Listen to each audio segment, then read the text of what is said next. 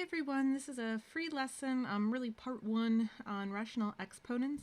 So we're going to be looking at problems that look like this, just to kind of talk about some of the basic rules with this. So just as a reminder for these videos, you want to pause and try the examples, and there are free guided notes available.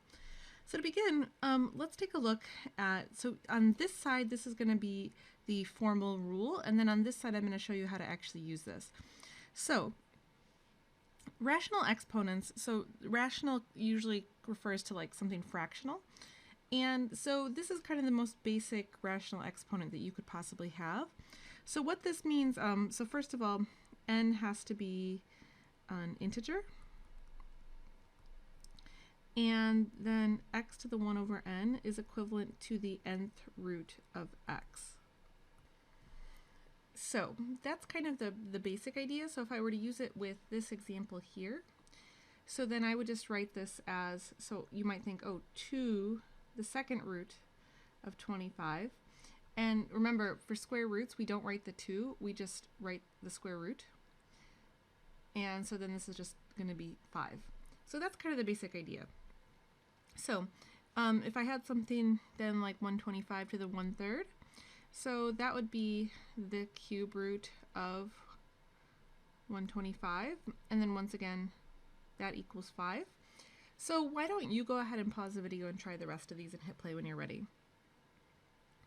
Okay, so now I've got the 5th root of 32. So the 5th root of 32, that is just 2. I'm going to omit writing the square root again here, so this is going to really be just the square root of 9, so this is going to equal 3. And now we have to kind of compare what happens with this situation versus this situation. So just to keep in mind here, so when the negative is in parentheses, that means that you can't break it out separately. So this looks like the square root of -9. Well, this one will be negative square root of 9. So it's very important because this situation, this does not exist. While this other situation will equal -3. And then last but not least, so I just have a fraction here. So you'll just really take the cube root of the top and the bottom. So the cube root of 27 is 3, and the cube root of 125 is 5, and so that will do it for that. Okay, so that's the basic rule. So now let's move on to the next one. So starting again on the left, so you're going to have m over n as your exponent, and this is going to be a simplified fraction already. And m and n are going to be integers. And then for this x to the m over n, so the way that we think about this, so remember, the bottom part refers to the root, and then the top part is actually just acting as a normal exponent. So the way that you can think about this then, I think that the most efficient way is to really think of this as the nth root of x, so do that first, and then take this to the nth power. You can technically reverse it like this, but most of the time this makes it harder. So this part here, this is kind of the preferred. Okay, so with this example then, so now I'm going to have really the square root of 25, and then I'm going to cube that. So the square root of 25 is 5, and then if I cube that, I get 125. So if I try that one more time, so this one's going to be the cube root of 27, and then I square all that. So that's kind of what's happening in the background. You don't have to write all of this out, but when you're first getting used to this, it might be helpful. So the cube root of 27 is 3, and 3 squared is 9, so that would be the answer with that one. Okay, so why don't you give those two a try and hit play when you're ready. So this one's going to be first the square root of 4, and then I cube that. So this is going to be really just 2 cubed.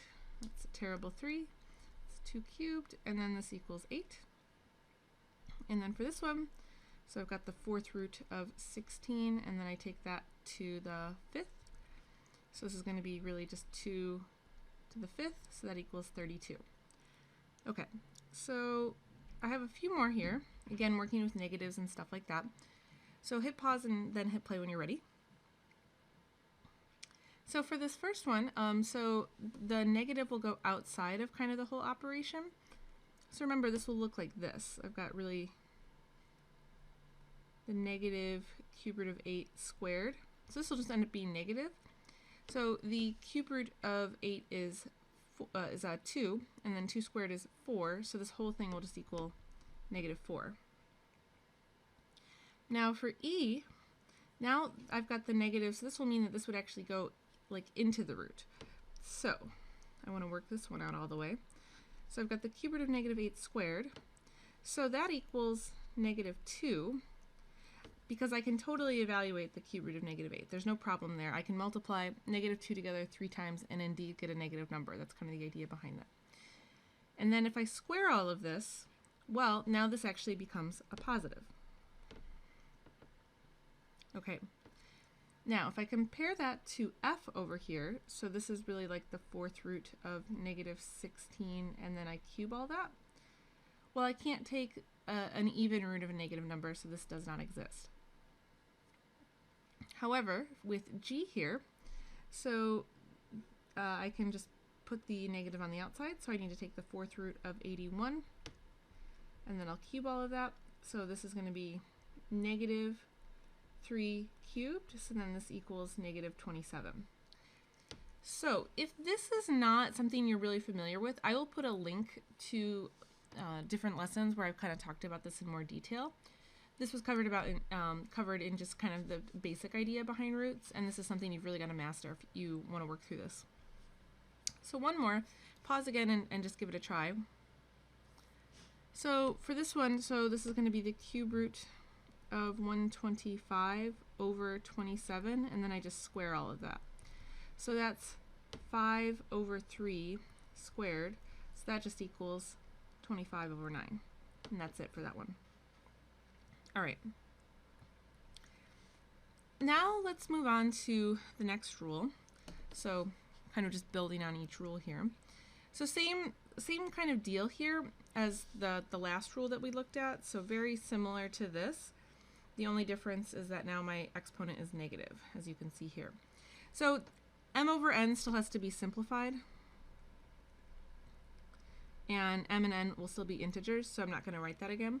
So all the negative exponent really means is that you just have to flip whatever the base is. So in this case, if I have x to the negative m over n, I write this as 1 over x to the m over n, and then I evaluate as I normally would. So the thing to keep in mind with this is very important. You want to make sure that you are paying attention to what that negative exponent is attached to. Whatever it's attached to is called the base. I already used that word. And this can get really tricky. So I have another video where I'll kind of go through some problems like this. But you always want to remind yourself just what exactly is that negative exponent actually attached to, because that's the only thing that you're going to flip. So moving on to this side over here. So first I'm going to rewrite this as 1 over 25 to the 3/2.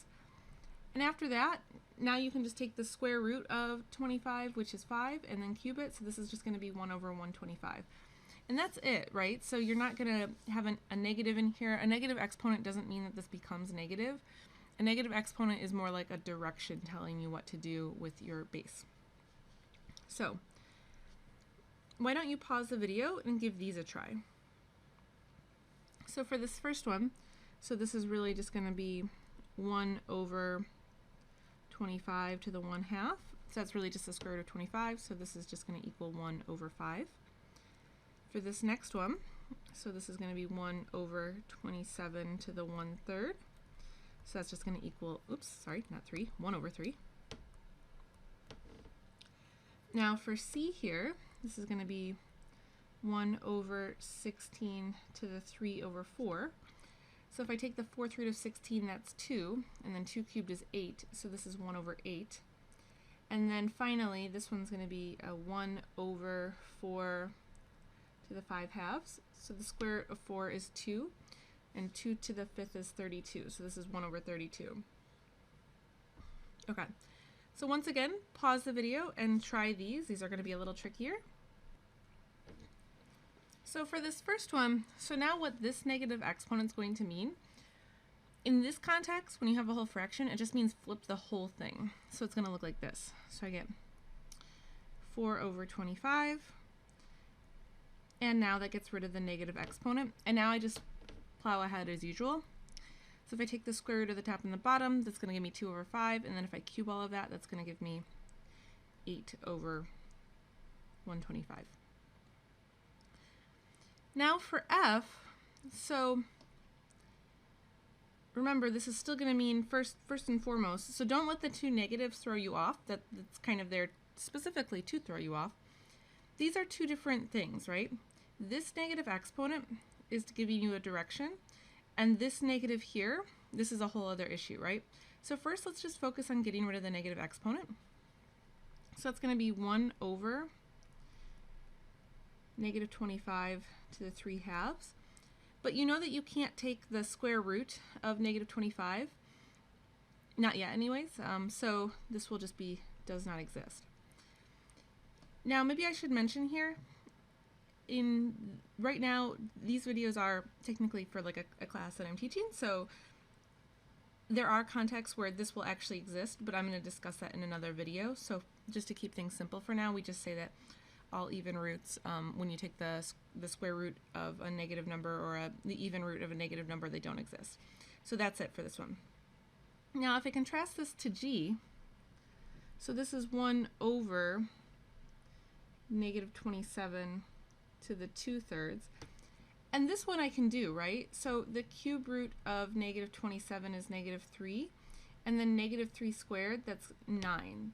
So this negative here and this negative here, so these two do not cancel each other out or anything like that. They're really two separate things. And I think sometimes you have to actually tell yourself that when you are trying these types of problems. It's very common for people to think, oh, I can just cancel them out, but you can't. This is not a negative number, it's a negative exponent, so it's a set of directions. So tell yourself that out loud if you struggle with that. Now for this last one, so notice the negatives on the outside. So if I were to write this out, this would be really, it would look like this, right? So here's what it would look like. So since the negative is on the outside, I can go and go ahead and do this. So the 4th root of 16 is 2, and then 2 to the 5th is 32. So this whole thing just equals 1 over negative 32. And then that's it, you're done. So if you found this helpful, please like this video, comment with any questions or feedback, and share this channel and subscribe. In the next video, I will talk about more complicated examples. These are just kind of the basic ideas. And I will see you guys next time.